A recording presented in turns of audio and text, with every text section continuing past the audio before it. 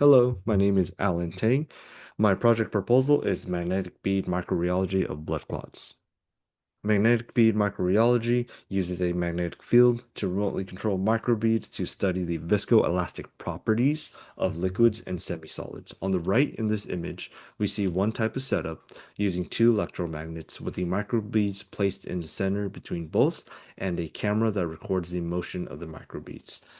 Blood clots are a physiological response to injury to prevent hemostasis, and the stiffness of blood clots are a result from fibrin crosslinks.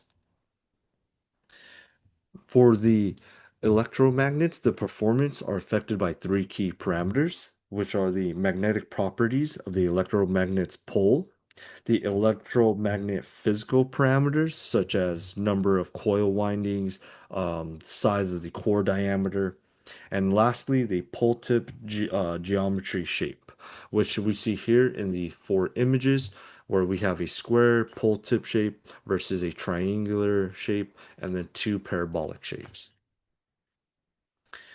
For blood clots, this stiffness is heavily affected by fibrin crosslinks.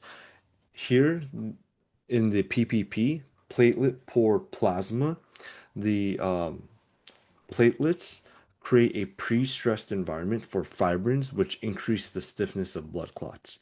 With T101, the fibrin crosslinks are inhibited, and thus the density of these fibrin networks decreases, and as such, both results in a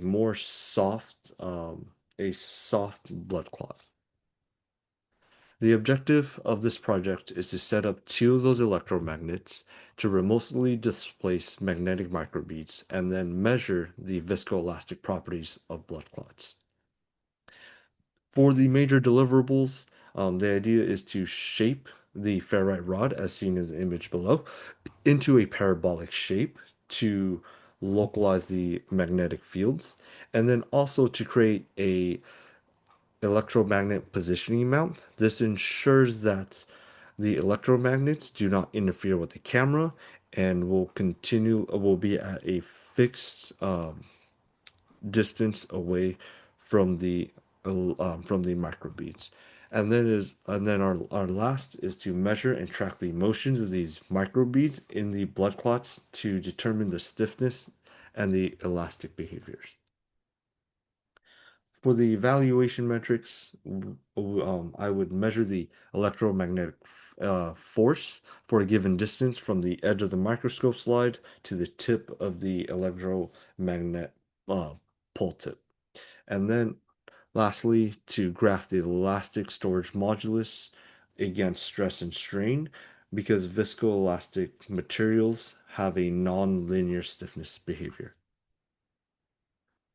Um, for the methodology, the ferrite rods would be shaped into from cylindrical to parabolic, and then the positioning mount would be CADed and 3D printed. In order to get these measurements, we would use image J um, to record the motions and then to create a scale bar to accurately measure the displacements. Some of the risks are that the ferrite rods cannot be shaped using just a normal grinder or like a sanding belt. So in order to do this, we would have to get those ferrite rods machine shopped at San Jose State, or we would go to a third party vendor like Maker Nexus. If that doesn't work out, we could go and buy the electromagnetic tweezers or substitute the material altogether using Alnico rods, which would be uh, much easier to work with.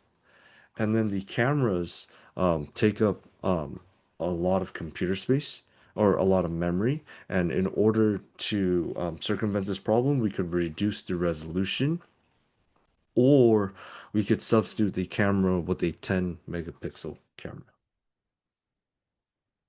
Some of the preliminary work has to do with calibrating the camera and the microscope in image J. For an example, we have a calibration slide on the right that have accurate measurements that correlate the number of pixels to the measurements on the calibration slide. And here In this image, we are seeing the magnetic beads being displaced by by a magnetic field.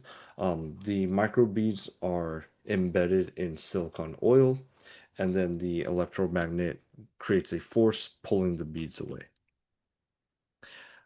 The really important part about magnetic bead microrheology is that it can be applied to all sorts of liquids and semi solids to study the local viscoelastic properties where rheology may not be able to be as accurate. And really important is that the blood clots have the viscoelastic properties of blood clots must be balanced in order to allow blood flow and then to also prevent blood excessive blood loss.